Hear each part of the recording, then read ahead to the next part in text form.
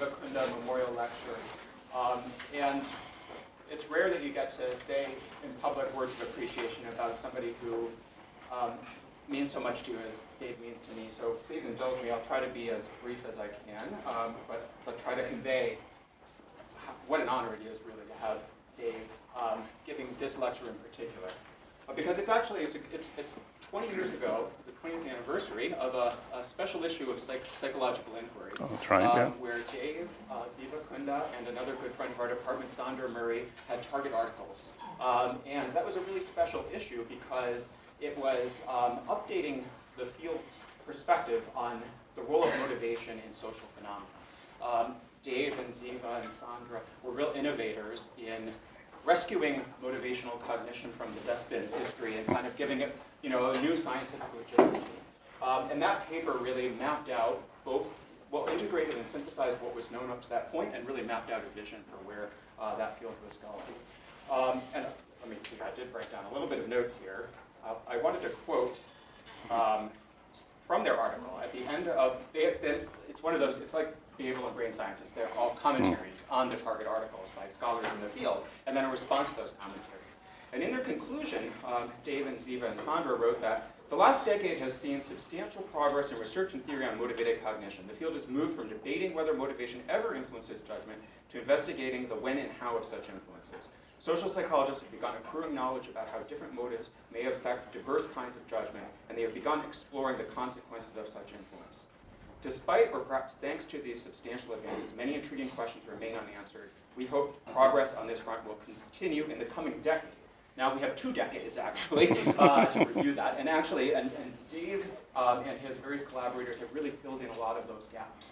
I would say in particular, his work with Emily Balchedis on motivated perception has been really taken that work to an even deeper level. So that's really kind of taking that legacy that Dave and Ziva were real kind of leaders on and really furthering it. But that's not, Dave had, it's so hard to summarize his contributions to the field, from phenomena like understanding the causes and consequences of egocentrism to really elegant work on trust in behavioral economic games, to excellent work on counterfactual reasoning and addition and subtraction in counterfactuals, tacit inferences and stereotyping. He's methodologically innovative, but he goes deep in theory too, deep into mechanisms.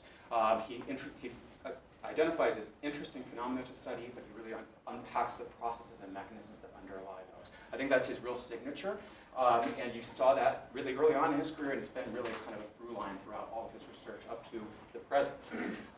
Another thing that I think is really distinctive about Dave is, and I could speak to this from observing it at close hand, because Dave was for many years a professor at Cornell University, where I was in the graduate program there, and I got to see his mentorship and how he worked with graduate students. And many people who are famous in our field now got their mentorship from Dave, ranging from Andrew Hayes, that preacher in Hayes that everybody uses, he worked with Dave Dunning, and Nick Eckley, and Justin Kruger, and Emily Balchedis, and Clayton Critcher, Jane Risen, and on and on and on. I've left too many names out. But even as undergraduates, so Jeff Cohen and David Sherman did undergrad research with Dave, and those papers, that work, became papers in Journal of Personality and Social Psychology as undergraduates. They were co-authors with Dave on that work. And it really kind of shows the spirit of mentorship that he brings. He really has a way of kind of identifying good ideas and really nurturing them into excellent research. And you've seen that throughout history. The other thing that I would say is that that I got to see up close. I didn't actually do any collaboration with Dave, but I got to sort of attend his lab meetings, and I was friends with people who worked closely with him. And another thing that I did personally get to really experience is Dave has a kind of real emotional intelligence. He can kind of see when people sort of need some support and words of encouragement, and he brings those to you at the right moment at the right time. And I personally experienced that at a couple of key points where I was kind of wondering, is this for me? Is this field for me? Should I be doing something else? And Dave had some nice, encouraging comments that kind of really kept me going. And that's just not my own experience. I know so many people could attest to that. He really has a real generative approach, not just to generating ideas, but also generating and encouraging talented researchers and really making those kinds of contributions to our field. I didn't say the usual biographical stuff. He got his bachelor's degree in psychology at Michigan State University, one of the great public institutions in the U.S., and he was a real star in their program. So they sent him off to Stanford to get his PhD, and then right out of Stanford, he got a faculty career at Cornell University, and as I said, did great research there for many years, and now he's a faculty member at the University of Michigan. He's also president of CESP. He was executive of SPSB, fellow of APA and APS, all that great stuff. Numerous articles, too many to sort of discuss. But if there's a topic, Dave has done something really interesting and innovative about it. So I encourage you to not just listen to what he has to say today, but to go into Google Scholar and find some of his other work throughout his career, because it will really inspire you, as it did for me and it did for so many people in our field. So it's really just such a wonderful thing to have you here, Dave. Thanks for sharing your recent research with us. Thank you.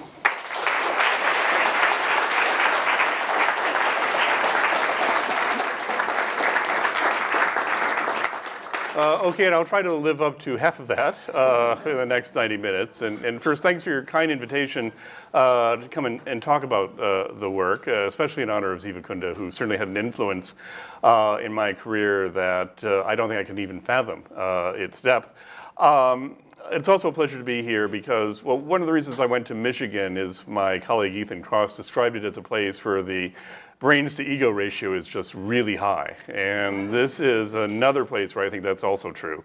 And nobody has done anything to dispel that, that impression in the past 24 hours. So hopefully I will show more brains than ego in the next 90 minutes, and we'll see where we'll go. The other thing I do have to mention is I thank you for bringing the typical weather that one associates with Central Ontario, Southern Ontario? Southern Ontario. I grew up in Michigan, so I'm used to this. Because in some sense, what I really want to do is I want to start the talk by talking about Frederick Tudor. He was an American entrepreneur out of Massachusetts. And in 1906, he came up with a brilliant idea.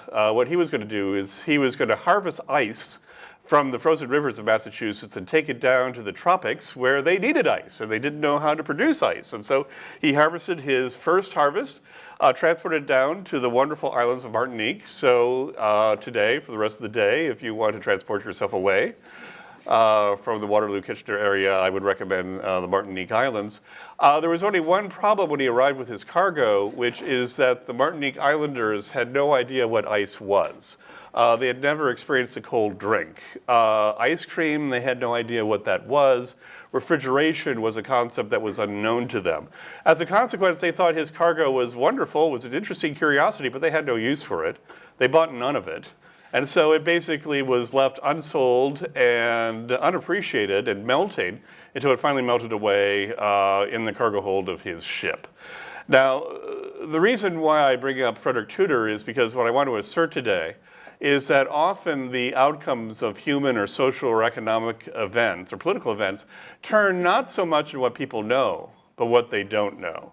And so what I want to, for lack of a better term, is basically talk for an hour or so on the importance of ignorance, if you will, not knowing. And I'd like to start off by making three claims about ignorance that will differ in how controversial they are. The first claim I'd like to make about ignorance is that, well, there's a lot of it. Karl Popper, the famous philosopher of science, said that our knowledge is necessarily finite, but our ignorance is necessarily infinite, and I see nothing to disagree with him about that, number one. And humor me on that one. Number two is a little bit more controversial, and that is that we are acting out of knowledge frequently every day. But often, we're acting out of ignorance every day. That is, this borderline between knowledge, what we know, and what we don't know, encroaches into our everyday life much more closely than we would imagine. That is, we know ignorance extends outward forever. What we don't know is how closely it extends into the everyday tasks that we face on a daily, weekly, or monthly basis. And we're stepping over this boundary line a lot several times a month, let's say. If you disagree with me, we'll have a talk after you see the data. But it's the third fact or stipulation that I'd like to make that might be the most controversial. And so I have to offer data. And that's the observation that this borderline between what we know and what we don't know, this borderline between the solid ground of our knowledge and the thin air of our ignorance, well, that borderline tends to be something that we're ignorant of ourselves. We step over that borderline every day, but we don't know when we're stepping over that borderline because it's intrinsically difficult to identify. And we've been just showing or looking at this issue in my lab for 2 decades now, I guess, since the Kruger-Dunning paper. For example, we'll just do some very simple experiments like survey people on their knowledge of common financial terms like tax bracket, home equity, vesting, retirement, and so forth, and simply ask people, are they familiar with these terms? Have they heard of these terms? And what's interesting to us are the last 3 terms, to tell you the truth, and the reason we're interested in those is because those terms do not exist. We made them up in my office and made sure they don't exist on the internet. But when we survey people, 91% of people will express some familiarity with at least one of these terms. Knowing what we know and knowing when we've hit the boundary of what we know turns out to be difficult. And we step over that boundary unknowingly, I would argue, several times throughout our lifetime. Now, that's one demonstration. The demonstration that we don't necessarily know the boundary between what we know and what we don't know that I'm best known for are demonstrations that go something like this. We'll go to a class where the students are taking an exam. And as students are leaving the classroom, what we'll simply do is ask them 2 things. First, how well did they do on the exam? How well do they think they did? And the second thing we'll ask is we'll ask for permission to actually look at their score when the grades come back in a week. And then what we do, based on their actual grades, is divvy up people into 4 groups, basically the top quarter of groups in terms of their performance, the second quarter, the third quarter, then finally the bottom 25% of performers, and basically simply compare how well they did in actuality with how well they think they did. And the blue line is how well they did if we take their scores in terms of percentile, which we use because Cornell, where we did this study, the students know what a percentile is. They know the definition better than we know the definition. And then what we do is we simply compare their thoughts or their subjective impression of how well they did versus how well they actually did. And this graph contains 3 important findings, actually 4 important findings, but I want to just focus on 3. Actually, I want to focus on 1. And the first is that if you take a look, the red line is how well people think they've done in terms of their mastery of the course material in general. The dotted yellow line is how well people think they've done it on the actual test itself relative to other people. And if you take a look at where those lines are pretty positive lines. The average, a student who says they're average is going to say they're in the 50th percentile, basically. All those lines lie far above the 50th percentile. The average student walking out of the exam is telling us that they're doing better than average, far better than average, relative to other students. And somehow I would argue that it's statistically impossible for the average student to be all above average, if you will. That's number 1. But that's not a finding. You find that everywhere in psychology. People overestimate themselves, especially relative to other people. That's not news. The second finding is if you take a look at the red and the yellow lines, what you see is you do see a slight slope to them. That is, the people who do the best actually rate themselves somewhat higher in their performance than people who do the worst. That is, there is a correlation between perception and reality, but it's pretty shallow. And if you do work in self-assessment, the ability of people to know themselves, that's not a surprise. That's what you get. You do find that self-perceptions are related to actual performance and objective behavior, but usually only slightly or maybe moderately at best. That's not a finding. What is a finding, or what I'd really like to focus in on, is what's happening, though, with the bottom group. That is, by definition, they're performing at the 12th or the 13th percentile. But if you take a look at their impressions, they think they're performing around the 60th or the 65th percentile. That is, they seem to have very little insight, if you will, about how poorly they're actually doing, both in terms of this comparative statistic of percentile, but also in terms of how well they're objectively doing on the test. They really overestimate how well they're doing, or rather they don't have much of a clue about how badly they're doing. And that's the gap that, well, for better or worse, myself and Justin Kruger are going to be known for, because that gap has come to be known as the Dunning-Kruger Effect. That is, people who are, for lack of a better term, incompetent or not performing very well have very little insight into the fact that they're incompetent or not performing well. Now, I'd like to make two comments about the Dunning-Kruger effect. The first comment is that neither Dunning or Kruger named it the Dunning-Kruger effect. Somehow in the blogosphere in the mid-aughts, there's suddenly this Dunning-Kruger effect seemed to occur, and Justin kept asking, why is it Dunning-Kruger? The paper was Kruger-Dunning. So that's step number. Oh, by the way, for those of you who are graduate students, this basically means that if you don't name your effect, they will name it after you. And Justin and I are tickled pink that ideas surrounding incompetence, ignorance, naivete, gullibility, being a crank, a crackpot, unskilled, well, that's going to be attached to our good family name, probably well after we slipped this mortal coil, if you will. But okay, that's the basic effect that we're known for. By the way, if you Google this and look at images, you'll see something completely different. We'll get to that. What most people think is the Dunning-Kruger effect isn't the Dunning-Kruger effect. How ironic. Okay. But just to bring you up to speed just a little bit, let me just show you the Dunning-Kruger effect in a different way. A couple years ago, I went to MTurk and asked about 190 people to just give me the dates. Don't look at anything, but give me the dates of when Apple Computer was started, what year was the Golden Gate Bridge opened, what year was CNN founded, what year did World War II end. This is an American sample, so I apologize for the Americanness of the questions. But not only that, ask them for brackets that, they may be right, but they're probably not going to be right. Can they give me brackets that's 80% likely, an upper bound and lower bound that's 80% likely to contain the true answer?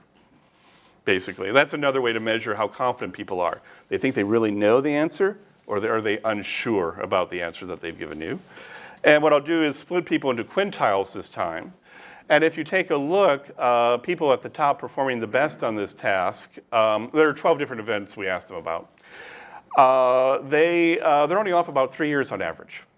And the people at the bottom are off on average a half a century. So there is a difference in terms of historical knowledge that people showed. Did their confidence estimates reflect the differences in accuracy that they are actually achieving? If you take a look at top people, they have narrow brackets. They're really confident about how well they're doing, but they should be. They're giving us really good estimates. What about bottom people? They're off by half a century. Do they reflect some knowledge that they could be off this much? If you take a look at the bars, which in this case indicate their 80% confidence interval, what you find is they're less confident, obviously, than people on the top. They give us wider margins. They could be off by more, but they're hardly ever getting close to what the true answer is, and I can actually show that by looking at whether or not people actually surrounded the correct answer 80% of the time. That's what the task was. Did their bounds surround the answer 80% of the time? Or for top people, they're dead on. For bottom people, well, no, their bounds surrounded the correct answer only about 30% of the time. There's another reflection that people at the bottom, they may not be as confident as top performers, but they really don't know how far off they are, or how far reality might be from what they expect, for example. Let me just rifle through some things, because it usually anticipates questions I think people have. What if we move to the real world? Well, I'm not going to give you the real world yet, but what if we move to students whose studies may matter a bit more, like students at the University of Florida Medical School who are rotating through their OBGYN clerkship or rotation? How does their expectation of their final exam grade or their final grade in the clerkship reflect reality. As you can see, these are data from 10 years of classes, 10 years of rotations, and there are about 1,000 students in these data. What you find is students who are doing badly or about failing their clerkship exam, for example, think they're going to do about a B, if you will. They don't have that much insight into how poorly they're doing. Okay, this is real world. If we go to a gun club where they're holding a trap and skeet shooting contest and give them a quiz on firearm care and safety that was actually written by the National Rifle Association, how well do people do on that quiz versus how well they think they're doing? This is one of the few times we've had the people performing the worst on the firearm, on an exam, actually being the most confident in their answers on the exam. And we sort of think that matters. And finally, for those, sometimes people say, well, people are giving you these estimates, they don't care, they're just showing off, they don't mind. We did a study where we tested people in their logical reasoning ability. And then at the end of them taking a quiz, we basically gave them 2 chances to win $100. Either by guessing the percentile their score was going to fall in, plus or minus 2 percentile points, or by guessing how many of the 20 questions they had gotten right. So half the people did not get this opportunity. They're just in a control condition, they're just rating themselves. That's the white line. Half the group is being offered up to $100 for right estimates. And the question is, did an incentive for accuracy affect people? Well, the answer is yes, because when you mentioned the $100, this is what students look like. But we got their attention, but did we get their accuracy? The answer is no. Offering incentives had no effect whatsoever in terms of how people did. So as far as we can tell, we've been at this for 20 years. People who are performing poorly in a lot of different areas, and even other people have looked at this as well in different areas, and you'll see this effect pop up again and again in the talk, don't seem to know that they're doing so poorly. Now, mind you, this isn't true of every single type of task you might give a person. This involves tasks where the skills you need to judge your performance are the same skills you need to produce a performance. And if those 2 skills are the same, like to produce logically sound arguments, you need to know the rules of logic. To judge logic, you need to know the rules of logic. You're going to be in the Dunning-Kruger world. And there are a lot of areas in life that are like that. Other areas are not like that. I golf. I keep score by how many golf balls I lose in a round. Because this produces the golf shot, but this monitors the golf shot. And so I can unfortunately see the slice once again going to what inevitably is going to be, well, let's put it this way. Since I've started golfing, I now can identify poison ivy. I learned the hard way. But okay, but let me stop there and see if there are any quick questions, because this is the historical part of the talk. Just want to give people up to speed in terms of what, especially those of you who've been on the blogosphere and kind of go, that's not the graph. That's right, that on the internet is not the graph. Okay. 3 stories to tell to bring things up to speed. Story number 1. This is the Ziva Kunda Memorial Lecture, and so far I've not talked about at least what joins me in Ziva, which is a care and concern about motivated reasoning, how people self-deceive, how people engage in wishful thinking, how people distort the world and their beliefs about the world so they live in a congenial place where they are immensely lovable and capable people. Everything I've been talking about so far, and most of what I'll talk about in this talk, happens at a layer of explanation below motivated reasoning. It's all about what information a person has or does not have. And what I'm suggesting, if you don't have the information, how are you to construe whether or not you have the information? Or another person has the information. We're all flawed evaluators. We're all imperfect. We all have gaps or garbles in what we know. And as a consequence, we're going to misjudge ourselves, and we're going to misjudge other people well before you get into all the dynamics that attaches itself to rationalization, motivated reasoning, self-deception, and so forth, stuff like that. But I feel like I should mention a little bit about where this work does make contact with the idea of motivated reasoning. And that's not so much if you or I put you in a position to try to judge yourself. But rather what happens in the world if the world gives you information about whether you are good or bad, competent or incompetent, knowledgeable or ignorant. How do you respond? Does motivated reasoning get into the mix then? In interactions with the world, once you've done a task and think you know what you've done well or done poorly.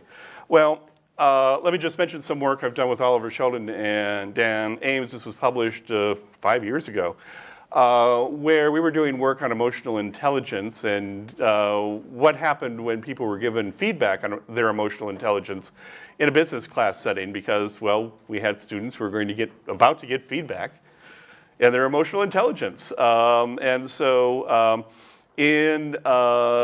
forget the college, but in this college, several students were given a well-respected emotional intelligence test. And basically we have the Dunning-Kruger curve about how well they did versus how well they thought they did. That is, and as you can tell, people doing very badly on the emotional intelligence test relative to national norms think they're doing really well. They think they're performing at the 80th percentile.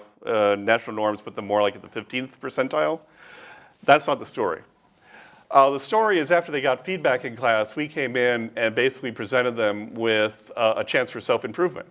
Now that you've gotten feedback, what we can offer you, and this is a real transaction, and we really sold them the book, is for half price, we will sell you this book called The Emotionally Intelligent Manager. Do you want to buy it? And if you don't have money today, we'll be back next week. Do you want to buy it? And the question is, well, did getting feedback have an impact on whether or not you wanted to read up on being an emotionally intelligent individual? And the answer is it did. That is, people who did very, very well on the test, almost 2/3 of them bought the book. Of the people at the bottom, only 20% of them bought the book. If you're interested in IO in the area of self-improvement, I would call this finding interesting. And we wanted to explore more about it, so we did a follow-up study where basically, and by the way, anybody in medicine knows this, doctors tend to go to continuing education courses about things they already know quite a bit about, not their weaknesses. This is already well known. We found an experimental analog of that. But we decided to take a look as to what could lead people who you could argue could use some improvement, certainly according to their instructors could use some improvement. What led them to avoid improvement relative to the people who are doing well, don't need to improve as much, but are more interested in improvement. So what we did is we went to another college where they're giving their students an emotional intelligence test. And before they were given feedback, we came in and asked them to rate their test and their experience either on how accurate they thought the test was or how relevant they thought the skill of emotional intelligence was. Either one, not both, but one, either one. Then they were given feedback by their instructor. We asked them to then rate both accuracy and the relevance of emotional intelligence to their life. And then we asked them about self-improvement. More to the point, we asked them their willingness to pay for certain aids to improvement on their emotional intelligence, like, and believe me, all these lines are statistically significant. Are you willing to buy a book? How much are you willing to spend to buy a book on emotional intelligence? How much per hour are you willing to pay for a consultation on your emotional intelligence? How much are you willing to pay for group training on emotional intelligence? And pretty much after they got, those who scored in the 90th percentile, and it shown more intelligent, emotional intelligence relative to this test than those who performed poorly were much more willing to spend money than those who had performed poorly. Once again, somehow paradoxically, the people the most interested in self-improvement were those you could argue were the least in need of self-improvement. Well, what was behind this or what prompted this? Well, let's go back to those ratings of accuracy and relevance. Because if you take a look at how, after the feedback, people rated accuracy and relevance, for those groups that had actually rated those two things before, the people who rated accuracy before, or excuse me, how relevant the skill was before, if they performed poorly, they did denigrate the relevance of emotional intelligence to their lives a little bit more than those who had performed well. The same with those who had rated the accuracy of the test. They denigrated the accuracy of the test a little bit if they had performed poorly. That's if they had rated either one of these two things before. What was key, though, is how people rated the characteristic they had not rated before. It was not fixed, according to a previous rating. It was free to go wherever it wanted to go. People really went to town in terms of denigration. That is, anything where people have the freedom, if you will, to rate in a self-serving way, in a self-enhancing way, in a wishful thinking sort of way. If they are free to do so, they will do so. You can fix or prevent that people engaging in motivated reasoning if you fix their ideas before they receive a threat about themselves. But if any parameter is left free, they will denigrate the threat on that parameter to the extent it is possible. And for those of you who know mediational analyses, that exactly explain the differences in how much people were willing to pay for self-improvement. That is, if I had performed poorly, I thought either the test accuracy or the relevance of the skill is unimportant, and I don't need to pay for anything to improve, relative to someone who'd done well, if you will. But I do want to offer this because, well, this is Ziva's lecture. I would feel really weird not to talk about motivated reasoning with Ziva at all. So, but note, one of the key points is for the Dunning-Kruger phenomena to occur, often it's going to occur, it mostly can occur without any motivated reasoning or self-deception going on.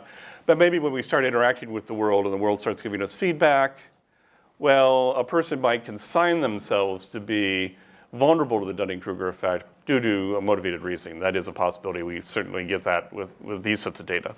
Okay, well, that's story number one. Story number two. So far, we've been talking about self-judgment and the fact that if you're not expert, you lack the expertise to recognize that you're not an expert. It takes an expert to be able to recognize a lack of an expert. That's how the Dunning-Kruger effect influences self-perception. Well, what about social perception, judgments of others? Sort of, you think through the fact that we're faulty evaluators, we're not perfect in our knowledge. What impact does that have for judging other people, if you will? Well, here's a general impact that I'd like to suggest or assert that one can see in social cognition. But I think the best way to describe it is actually to go through an example.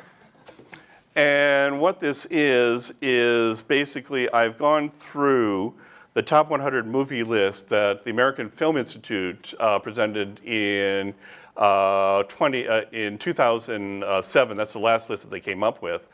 And basically what I have are the best 20 movies, American movies, I believe, of the last 100 years, according to American critics. 2 movies I have to disqualify for technical reasons, but you'll see why. If you know movies, you'll know why I've disqualified them. Here's the question I have. Okay, these are the best pieces of genius we have in the cinema, according to the people who say they know. What percentage of them do you think actually won the Best Picture Oscar of their year of competition? Any guesses? I see people, okay, we have one person who's going for 0. Okay. I'll give you 10%. You 10? Ooh, what a 25. Do I hear 30? 30. Do I hear 40? Okay, well, it actually turns out, cynical crowd. It's 30%. Only 6 have actually won the Oscar of the Year of their nomination. That's not the interesting statistic for me. The interesting statistic is to compare this to the number that weren't even nominated the year that they were eligible, and that's 7.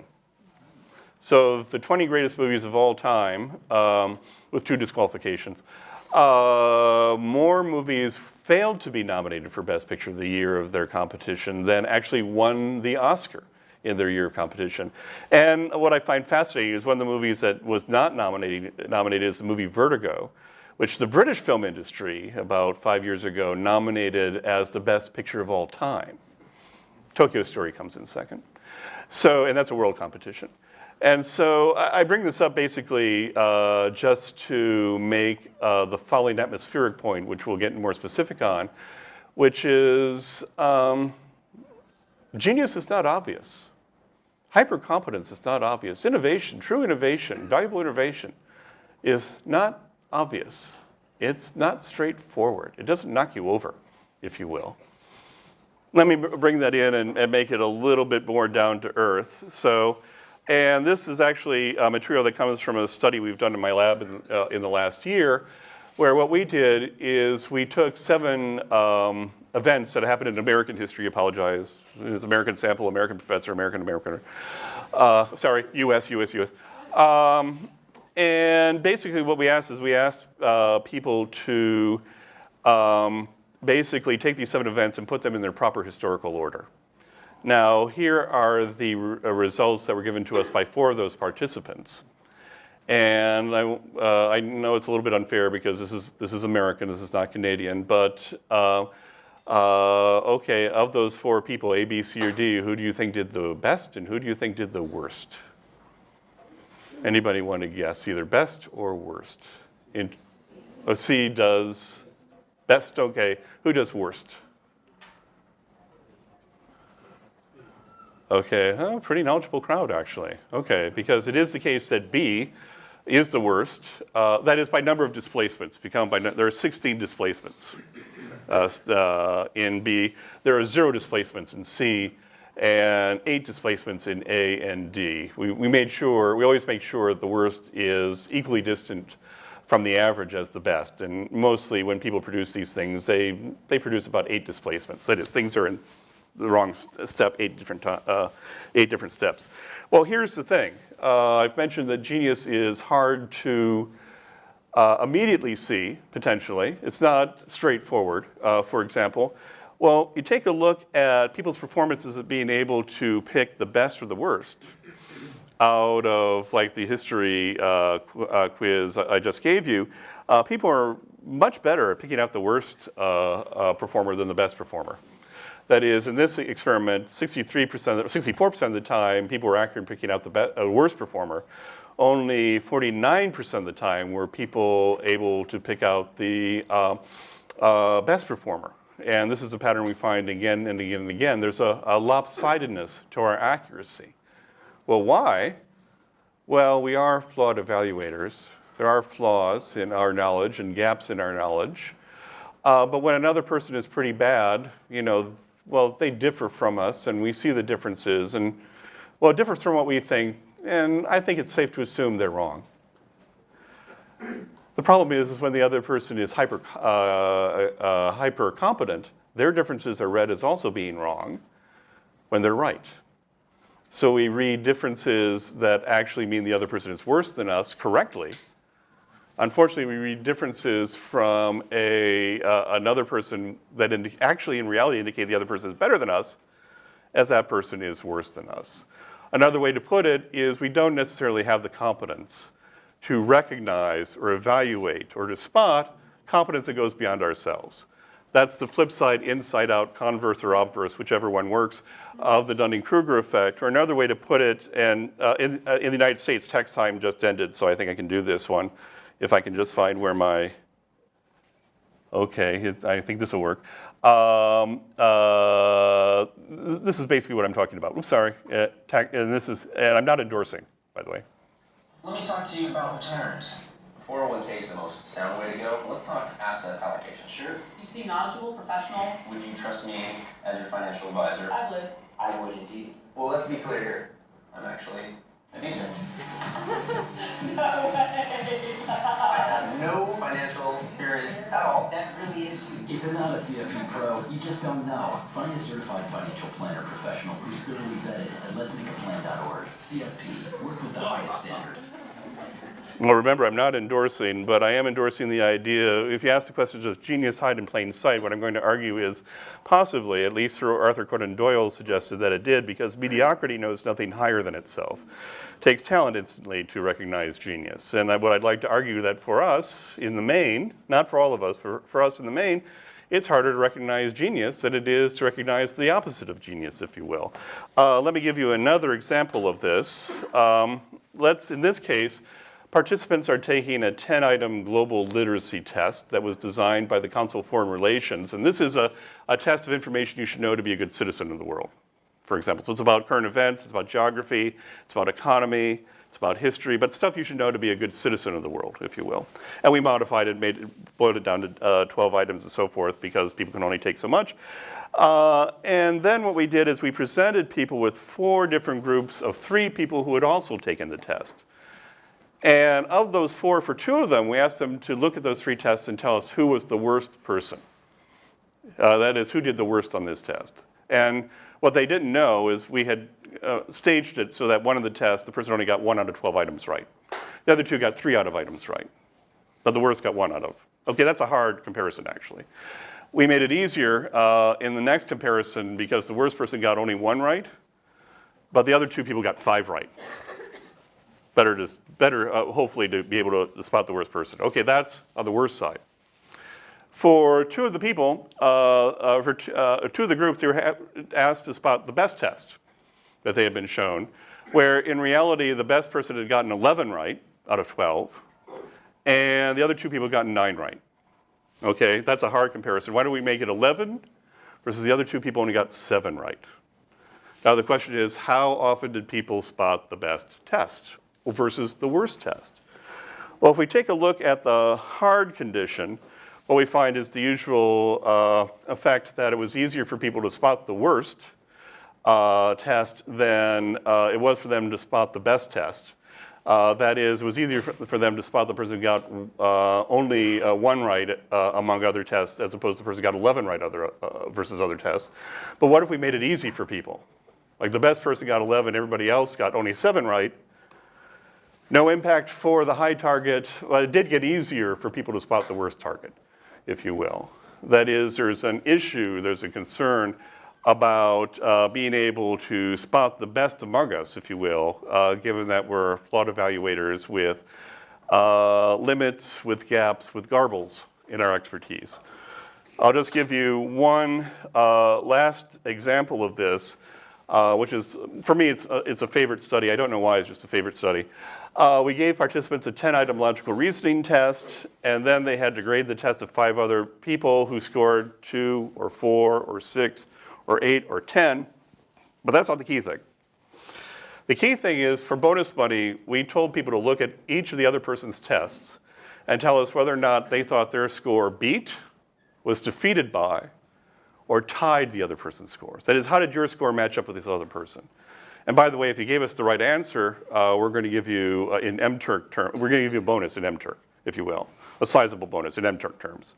So there was money in the game, and the question is, were people accurate in being able to say whether or not their score was better than that person's score? Let me show you what happened when people made judgments about how well they performed relative to the worst person, who only got 2 out of the 10 items right in the logical reasoning test. The light blue indicates beating the other person. And if you take a look, actually the number of times people perceived they beat the other person practically matches the time they actually did beat the other person. That's pretty good. And the blue is, the purple is how many times did people say they tied the other person. That's pretty dead on too. About 6 or 7% of the time people both perceived and actually beat the worst person. Amazingly good calibration in terms of how do you stack up relative to another person. And by the way, that's in social psychology land, that's an important task, being able to tell how you stack up against another person in, well, you name it. Terrific. What about the top person? Well, if you take a look at reality, if you have good eyes, you can see the slim purple line of the 1 person out of 101 people who tied the best person. They also got a perfect score. That's reality. 27 people, however, said they tied the best person. Another 27% said they beat the other person. We're calibrated in our comparisons potentially to people who are worse performers than we are, not necessarily so calibrated with people who are outperforming us. And people wonder why, on average, people say they're above average. It could absolutely be predicted by the fact that if you can accurately spot when you are better indeed than another person. But I can't really see when another person is better than you. Yeah, that is, they're in an elite that you are not in. I can imagine where people might be biased to think that they're in that elite. Yeah, way in the back. Yeah, no, I was just curious because you're saying one person ties with a better score. Yeah. Are those 27% people think they actually beat the perfect score? Oh, no. They don't know the other person got a perfect score. Okay. Right? They were just said, did you beat that person or not? We didn't tell them. So basically what's going on here, by the way, is people are overestimating themselves. Yeah, we know that. We've done that for 40 years. What else is going on, and I'll just briefly go through this, is if you take a look, this is also being produced by the fact that people are wildly underestimating the people who are doing better than they are. So they're overestimating themselves. They're wildly underestimating the people who are doing better than they are, which leaves them with the idea that, yeah, I beat that person. When in fact, that person got a perfect score and you did not, for example. But note how that could lead to biases, both in self-perception, but also in social comparison. So when we compare ourselves to other people. Yeah?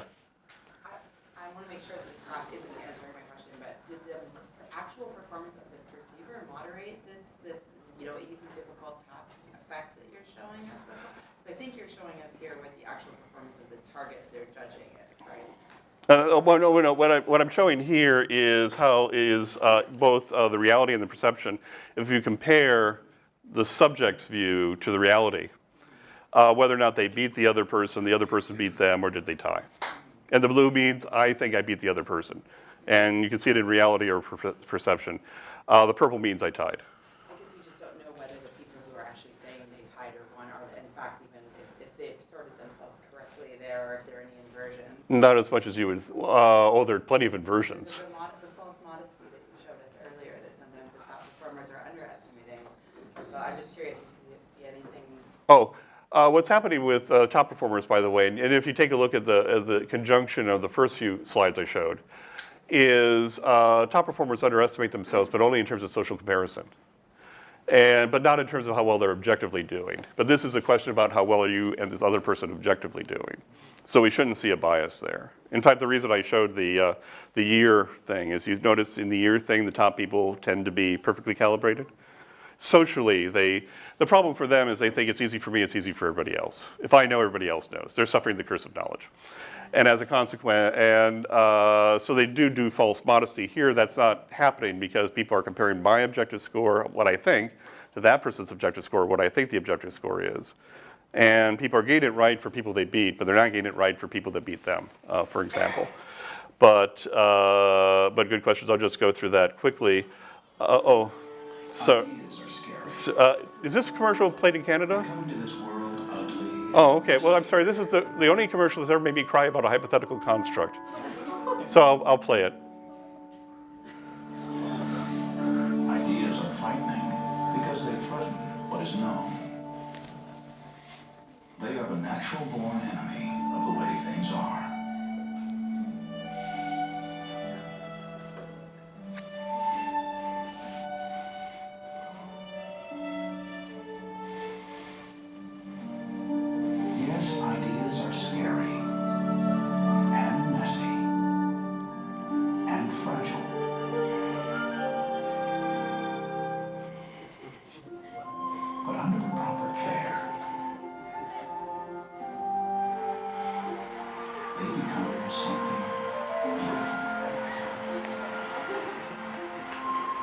Not an endorsement of GE, but sort of a claim that if you have a problem in, let's say, recognizing people who are showing hypercompetence, it's also the case that can an idea itself be too smart for its own good? We've been doing studies looking at that, namely that, well, we live in a culture where ideas are exchanged from person to person to person.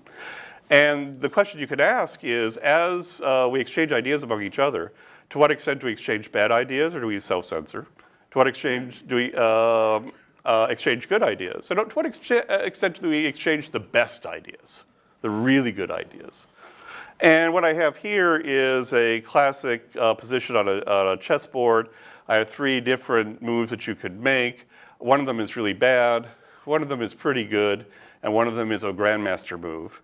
And I've forgotten which one is which.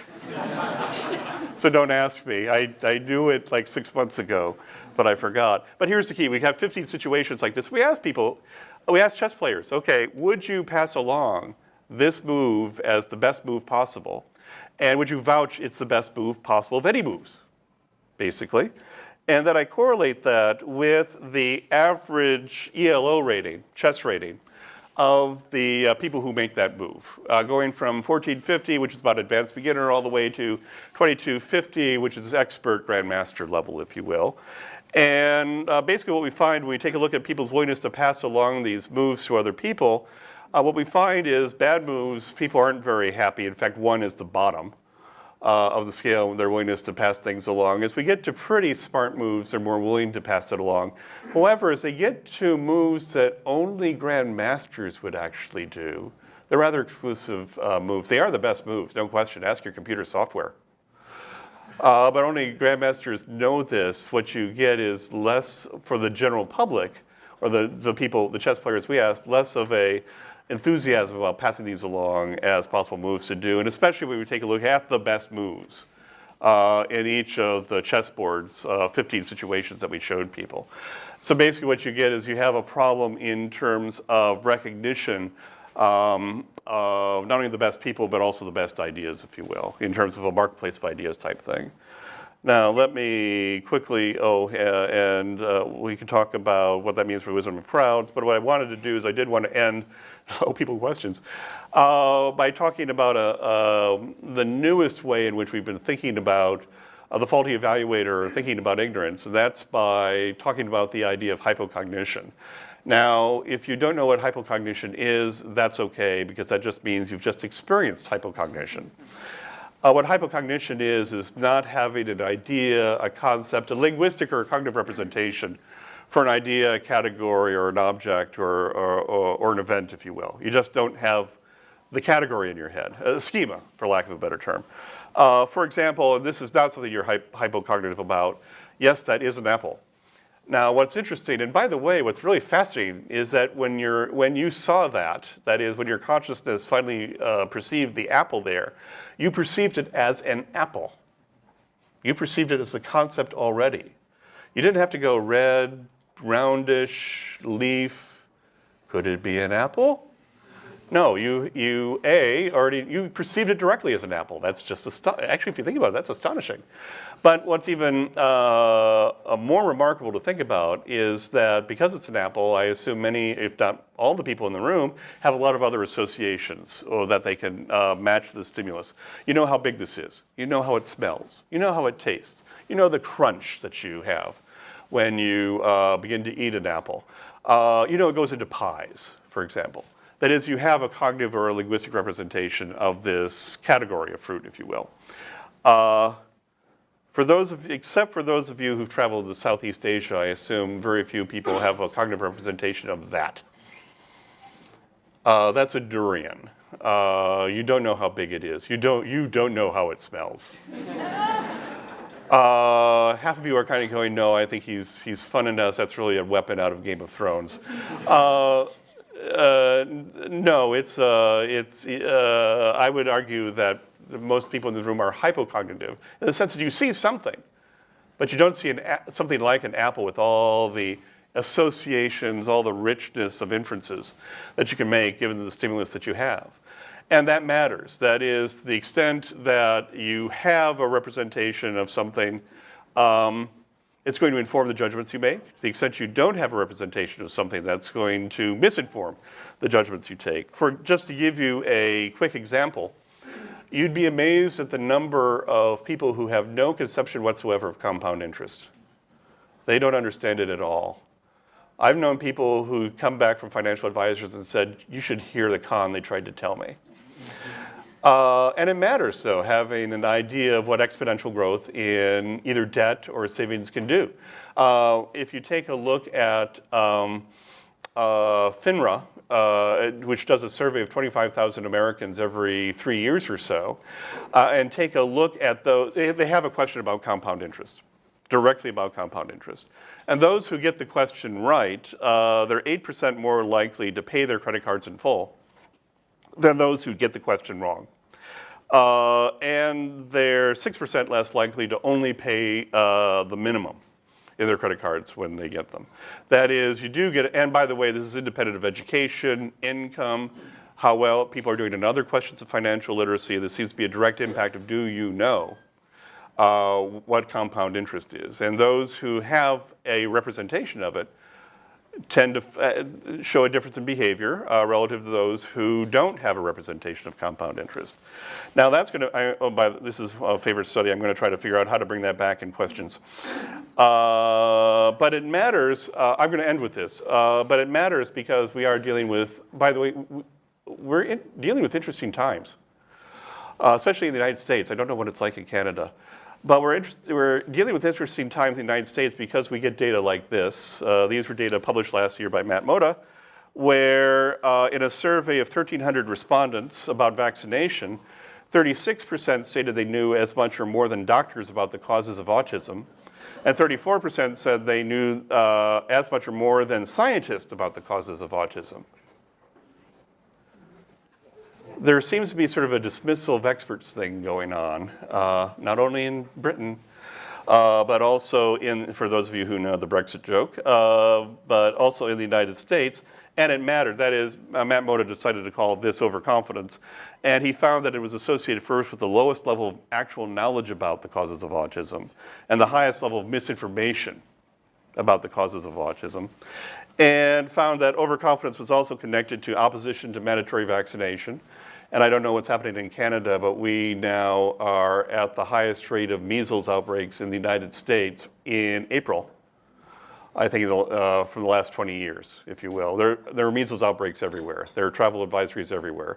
There are kids being ordered to stay home from school everywhere. There are parents suing because their kids are being ordered to stay home everywhere. But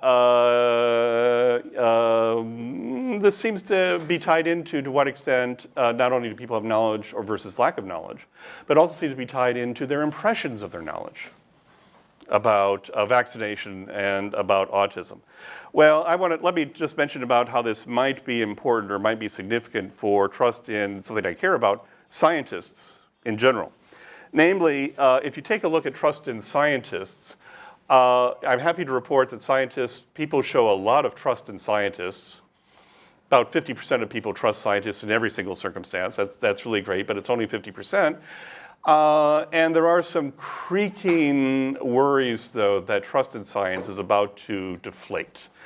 And so one could ask, well, what are the origins of distrust in science, if you will? Well, let me mention that one potential origin for distrust in scientists that I might cite is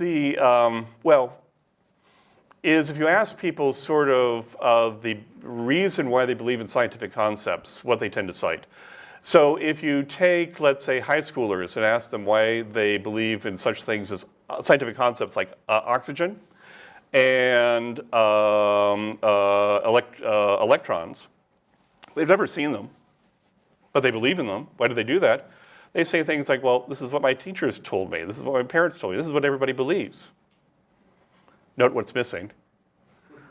There's no talk about data or experimentation. There's nothing about the empirical method. It's all about what have people told me.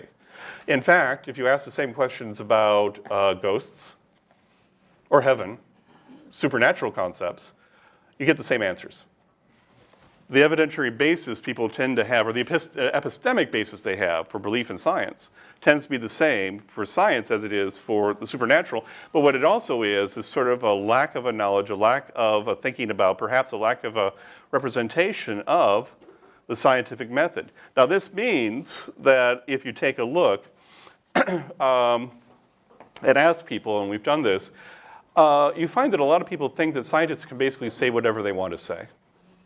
That is, that scientists think that the best experiment is one that will support the researcher's point of view, no matter how the data turn out. Researchers collect data only to support their ideas, not to test them. Scientific agreement about some conclusion is suspicious because it suggests that scientists are colluding with one another. That is, for those of you who are scientists, you're kind of, you might, those seem like odd statements to make, but what it suggests is not an understanding of scientific rigor and how scientific rigor constrains what a scientist can say. Scientists, and by the way, this belief that scientists can say whatever they want is correlated with distrust in science, both in terms of the competence of science and in terms of the motives of science. So the question becomes, where does this belief come that scientists can say whatever they want to say? Well, I would argue that it comes from not understanding that there is an empirical set of constraints on what scientists can say. In fact, there are onerous constraints, there are severe constraints. There are a lot of rules that we have to follow before we can make the claims in our scientific eyes that we make. So, for example, and this is a test that we've given people, let's say that Dr. L is testing an herbal remedy for headaches. She recruits about 110 people to her study and gives them a particular kind of tea packet. She instructs them to drink the tea the next time they have a headache, and at the end of the study, all the participants report that their headaches went away within 2 hours. Dr. L concludes that the tea is an effective headache remedy. Is her conclusion warranted?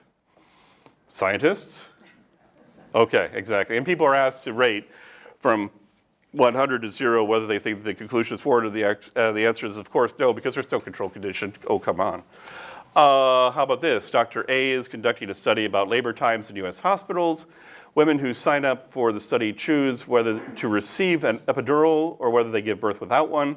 After they give birth, Dr. A finds that 40 women who received an epidural had labor that lasted 50 minutes longer than the 43 women who did not. He concludes that epidurals caused labor to last longer. Is his conclusion warranted? No, no random assignment. Oh, good. This crowd did much better than a crowd of philosophers I gave this quiz to 2 weeks ago. This one was a stumper for the philosophers. No, I just went, what will philosophers do? And the answer is they got control condition. They did not get random assignment. But basically what we did is we gave people 11 questions like this so we could see to what extent do they have an idea of scientific rigor. Do they have a cognitive linguistic representation of the rules that you have to follow before you can make a scientific claim? Do they have a conceptual knowledge of that sphere? Now, 2 things to show you. The first thing is the usual Dunning-Kruger curve. That is, how well did people do on the test versus how well they thought their skills were in scientific reasoning versus knowledge of the scientific process. And if you take a look, there is actually a positive correlation, and I have to study this a little bit more. The people who really bombed the test are more confident than the people who did middling well on the test. And I'm intrigued by that.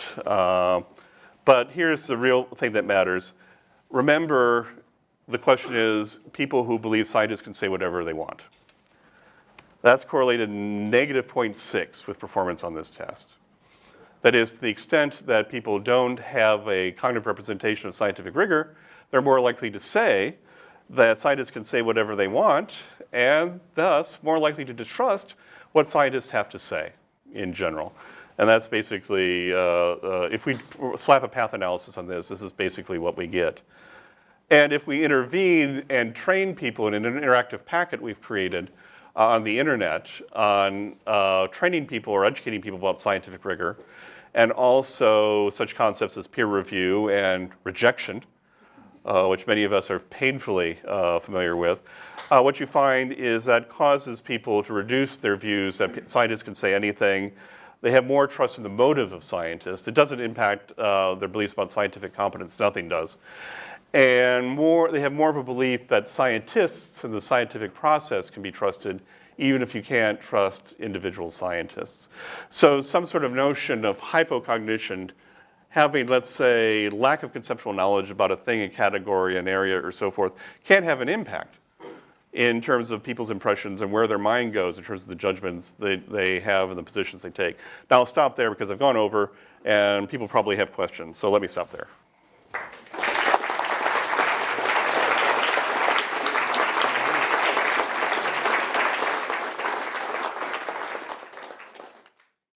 Wonderful talk, and in fact, what's really interesting to me, of course, with the last part, was your looking at how we can train people to do better.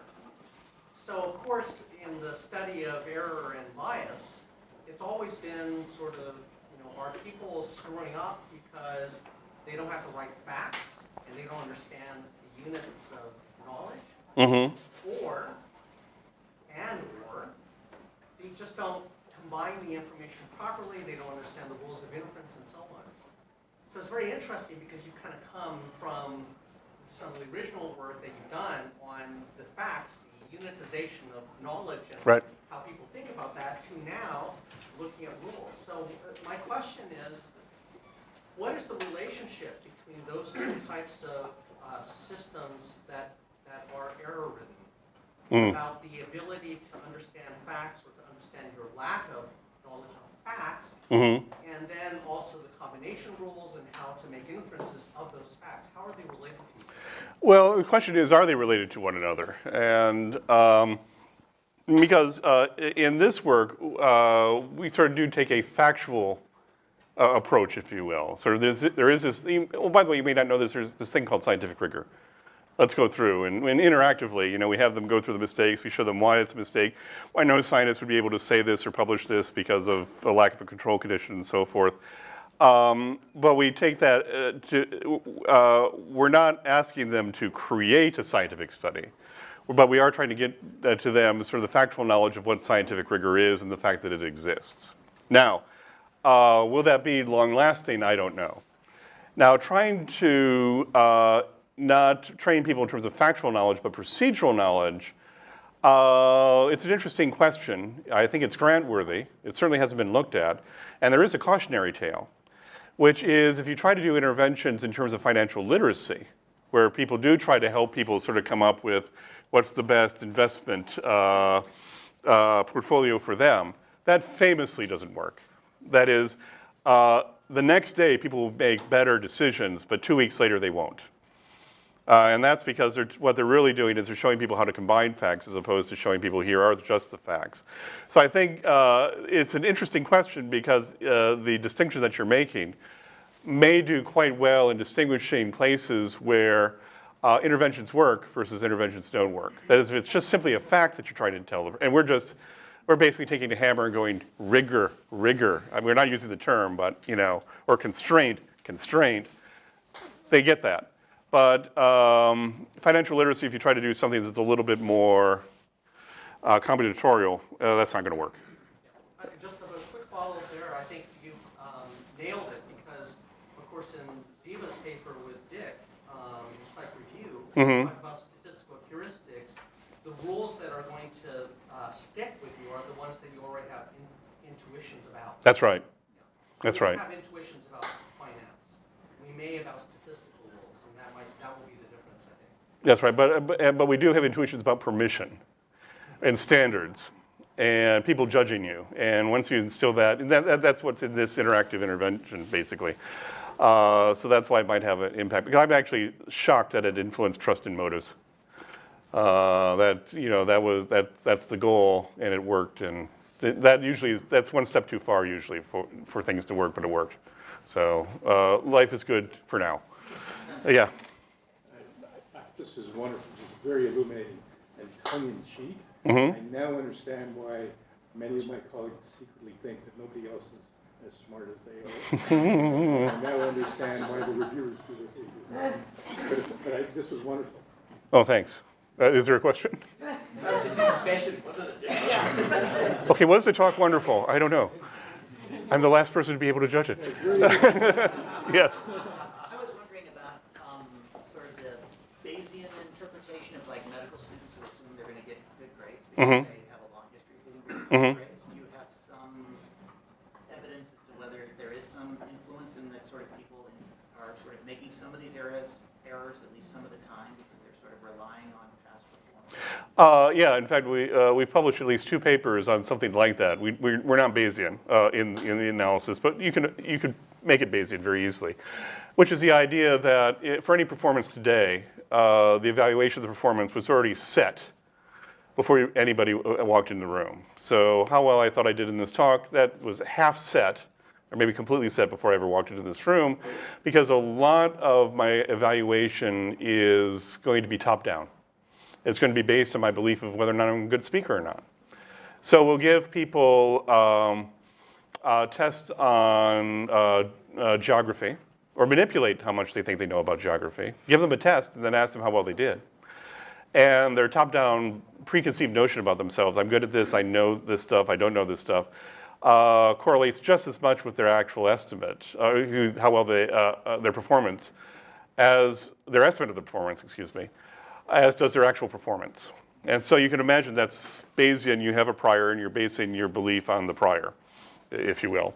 But we should note though that one of the reasons this happens is because these preconceived notions or theories of oneself actually influence the feel you have, or the phenomenology, the perceptual experience that you have. So people who think they're good at logic, for example, think they're going through things quickly, all the terms are familiar, I'm having very little conflict, we find none of this in the data we're looking at, but they infer from their belief about themselves that they walk into the room with.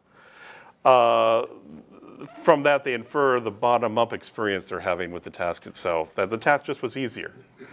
And so we found evidence of that. In fact, we found evidence of that because it ruined another study we had going, and we could not get people to not pay attention to their preconceived notions of self, because it would influence whether I thought whether the terms were familiar or not to me, for example.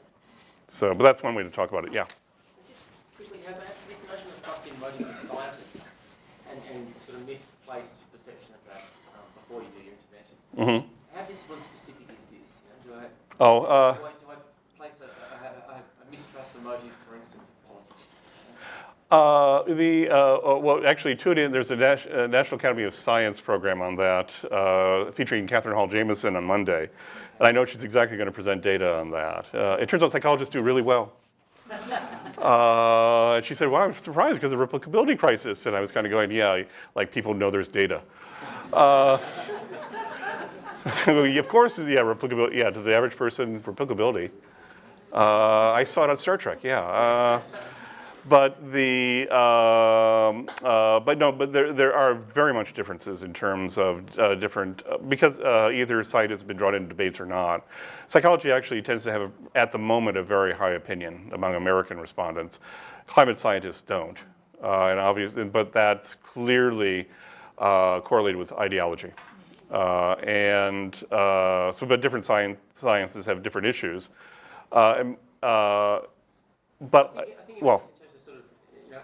Debates that you have that are based on ideology, right? And Yeah. how are we ever going to shift somebody's sort of beliefs so that there might be a general principle underlying this, that regardless of whether or not we're talking about climate science, political ideology, it's you're in it for yourself. That's right. Is that what people find? I don't think people have studied it yet. So I'll give you my speculation, if you will. And this comes from my interaction with people in the real world, which is the issue with people in the real world is their belief of what argumentation is ad hominem. So what we construe as illegitimate arguing, they construe as arguing. And the reason I do that is because my name once showed up within 13 words of the phrase climate change denialism. And the vitriol of emails I got. You lily-livered liberal shrink. What do you know about climate change? Okay, that was, okay, that's paragraph number 1. Paragraph number 2. Now, I'm no scientist, but I've studied the issue, and this is what's going on. And I kind of went, you don't see the irony in that, do you? And I would get email after email with that sort of form, if you will. But the question becomes, I don't know if you step outside of academe, what form does argumentation take? And it could be that the prevalent form of argumentation has to do with motives and biases, and not about the underlying ideas or the propositions or the logic or the empirics behind the issue. But I don't know that. I just offer that as something I'd like to study because it's something I've just seen time and time again. Yeah. If you were to ask these people afterwards, what information did you use to arrive at this decision? Mm-hmm. Can you see the gaps? Give me an example. What they don't know, or is there a sense in which what they don't know is in their story? Oh yeah, absolutely. Because one of the things, let's see if I can actually find it here. One of the things that really is a main driver of the Dunning-Kruger, I see what's going on. That explains everything. One of the things that is really going on in driving the Dunning-Kruger effect is, are you talking about people who are uninformed or misinformed? And basically when people are uninformed, like they can't come up with an answer, they know it, it's obvious. If they're just guessing out of the blue, they know it. It's when people are misinformed that you get the Dunning-Kruger effect. Because people will, through misinformation, come to an answer and then give themselves positive credit. So they can become more confident exactly when they're showing less competence. And Basically, what that suggests is, I'll just quickly go through these two graphs, that if, one of the things that's always been contaminating our work is people who just guess. Because a lot of people who just guess accidentally guess right, and then they show up as the top people, and that's why they underestimate themselves. Because they're actually not underestimating themselves. They guessed, but the score went up too high because they were lucky. If you correct for that, you go from the red line of the Dunning-Kruger effect to the blue line of the Dunning-Kruger effect, if you will. So guessing matters. That's number one. But guessing also matters in another way. If you separate out the people who are mostly guessing when they don't know, and I won't go through I can talk later about how we measure guessing. But if you separate out the people who guess a lot versus people who aren't guessing, they say, I know the answer. I'm confident about the answer. What you get is the difference between the blue line and the red line over here. That is, people who are mostly guessing know pretty much how they're going to do. They sort of understand the statistics or the random probability behind what's going to happen in their performance. It's the people who know falsely, who are operating under misapprehensions or giving confident wrong answers, if you will. They're saying Sydney is the capital of Australia. They're saying Toronto, by the way, which is what people tend to say, is the capital of Canada if they're from the US. Okay, there are four answers. Toronto, Montreal, Ontario, and true, Tim Hortons. Honest to God. They will tend to be very confident in their ability, regardless of whether they're giving you truth or the opposite of truth, if you will. So yeah, you can see it, absolutely. Because people articulate exactly what's going on. By the way, you don't understand how often people articulate something that's completely wrong in terms of reasoning and get the right answer. There's something in philosophy called the Gettier moments in which people get the right answer for the wrong reasons, if you will, for the wrong reasoning. And we're now looking at how much is social life populated by Gettier moments, if you will. Okay. Yeah.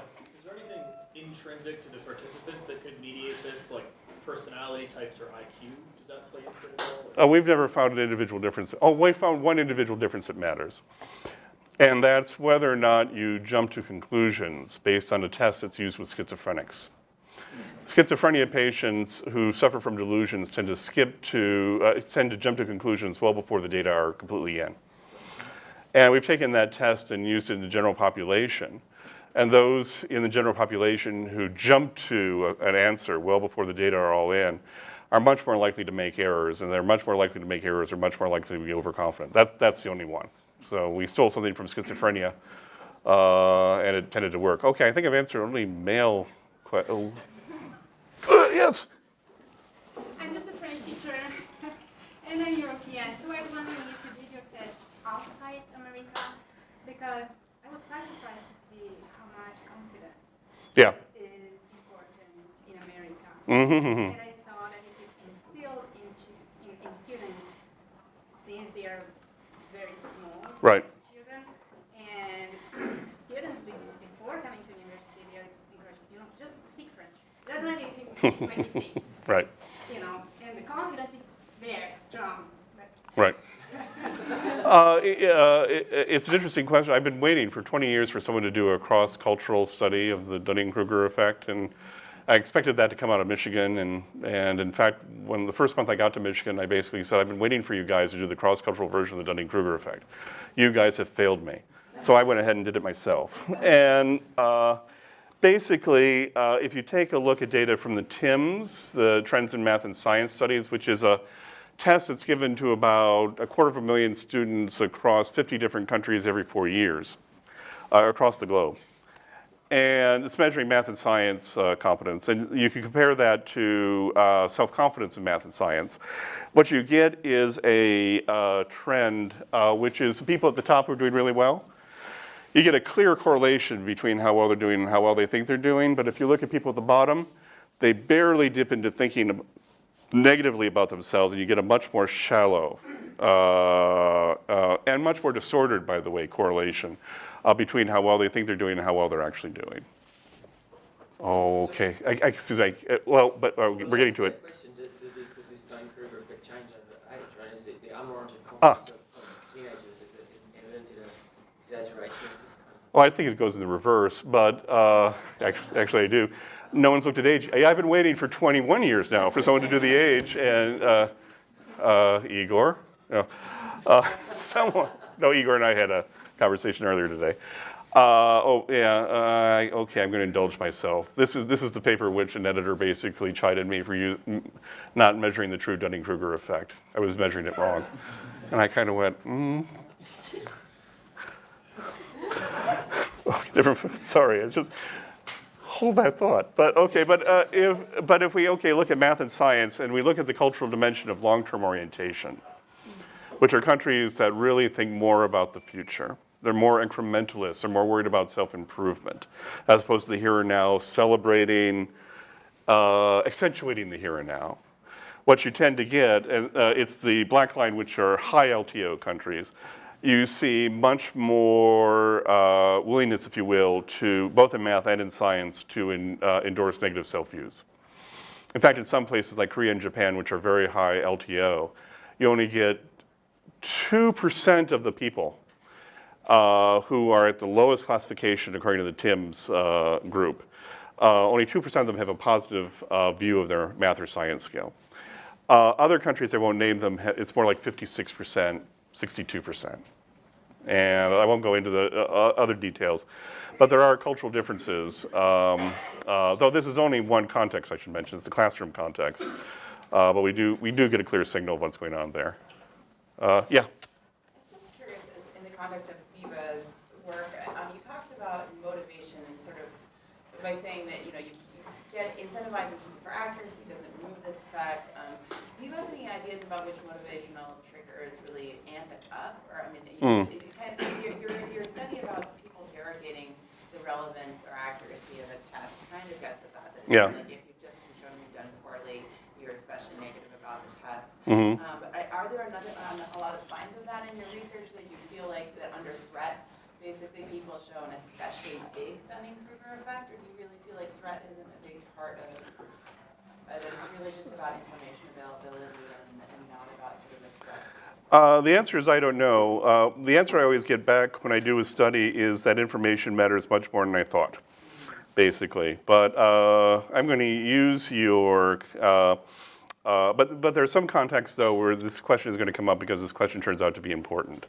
And this is the part of the talk I left out. Let me insert it, but I'll get back to why it's relevant to your question, which has to do with Hypo Cognition not having a concept for something. And in the United States, I don't know what's going on in Canada, but right now the discussion across all college campuses is the discussion of what I'm going to call social advantage. Some people might call it white privilege. Others may call it male privilege. But the question is, do you get hypocognitive effects if you start talking about these rather newish ideas, if you will? And let me concentrate first on male privilege, if you will, or male advantage. And that really asks the question, do men know the advantages they have? Now, the reason I bring this up is I forget what book this is from. Some of you may know what the book this is from, but there was a professor who asked her female students to write down all the things they do to protect themselves from sexual assault. And they wrote down things like, make sure my garage door is closed all the way before I drive away, make assertive eye contact with men on the street, own a firearm, stuff like that. That's on this side. And on the other side is what all the men wrote, which suggests that there might be a difference in expertise or difference in cognition versus hypocognition in terms of, okay, what are the conditions under which people of different statuses are living their lives? And we've tested the cognitive version of this. So, for example, if you ask men and women to rate instances of things you do to protect yourself from sexual assault, and they do that, and then 2 minutes later we surprise them with, okay, recall everything we showed you on that list, you get the classic effect. Women basically remember many more of the instances than men do. That is, they show a classic schema effect. They have more expertise than the men do. It's not that the men have a different idea. They have no idea. And that's connected with awareness of male privilege with using male privilege scales, perceived gender discrimination, does it still exist? and also mediates gender differences in the variables I've just mentioned about. And if you simply ask men or women to generate instances of everyday prejudices or discriminations that women face, women generate more than men, obviously. But once again, that is, the ability to come up with instances is related to awareness of male privilege, perceived gender discrimination, and also it mediates the difference between the two genders. Now, so basically, what I'm suggesting is there are possible. Oh, and we have these same sort of data for European versus African American, European privilege, and also European versus Asian American privilege, if you will. Now, the reason I bring it up is I'm suggesting what's going on is that part of the issue in a social discussion that may or should happen, we do have differences in expertise that people may not know about. However, if you talk to people already in this area, they say no, it's not expertise, it's all motivation. The men don't know because they don't want to know. And so now I'm going to have to, Katie Wu and I are now going to have to figure out how much of this is defensiveness versus just simply not knowing about something you don't need to know about, unless you have a daughter. So that's why I bring it up. So thank you for letting me sneak this in. But the real answer to your question is the interaction between motive and cognition, particularly when we're talking about real different states of awareness. There's good reason to start exploring that, but it hasn't been explored yet. Yes? Is hypocognition itself a teachable concept? Or can you get That's a good question. Understand that there's limits to what they know and to be more hesitant to impose their assumptions onto Is hypocognition an interesting, is it a teachable concept? I find that an interesting question because whenever we're introducing ideas, we like to see how people react to them. And this idea has received the broadest range of reactions of any idea I've ever introduced. Some people go immediately groovy. And Katie will go and talks and says, oh, they stole our example from the paper. So there are some people who really groove to it. And other people who kind of go, what are you talking about? Or someone coming up to me and basically say, that hypnocognition thing, I don't get it. But what it suggests, actually, if you listen hard, and this is clinically listening hard, this isn't any experimentation, is that some people are quite facile with the idea of lacuna, gaps, things that are missing, absences, and other people just they cannot think of anything. If it's a gap, they can't think of it. It doesn't appear in their reasoning. And so there, for example, is a long exchange that the graduate student working on this, Katie Wu, has had with a reasonably famous guy in our field, where if you clinically go through what he's doing, if it's an absence, it cannot appear in his argument. And he can only talk about the present. And I find that an interesting difference, and I wonder to what extent that might be general. Because I deal a lot with what people don't know. It's absolutely clear if you do these studies that people first are not very good at dealing with absences. I mean, the feature positive effect shows that since time immemorial. So if it isn't there, out of sight, out of mind, literally, in terms of reasoning. But what people don't know, by definition, is something that's out of sight and out of mind. And people don't give it weight, if you will. The fact that there could be things they don't know. So I think this is a live question to be addressed. That is, to what extent thinking in terms of the absences is something that's easy for people to grasp or hard for people to grasp. What I've just noticed is that there's tremendous differences in how whether people, they're really, wow. I mean, the 60s are back, man. You must have had the LSD beforehand. And versus other people this is Jabberwocky. So, yeah. I guess we'll take one more question, and that'll be it. Yeah. So I think a minute ago someone asked you about whether there was factors like personality or IQ that kind of mediated this, or were responsible for the fact. I think you said no. And then in response to this last question, that's kind of puzzling. because you could imagine that some people are, I guess, maybe more aware of their ignorance. We can imagine there to be consequences, like maybe not personality exactly, but like in the way they're going to live their life, than the people who are not aware. Well, there certainly would be. There certainly would be in terms of organizational life.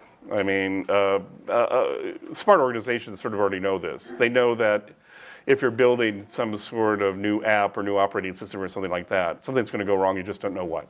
So they know that. So they build in buffers, if you will, into the time that they use in their planning in terms of how long is it going to take to do that. So, so the key is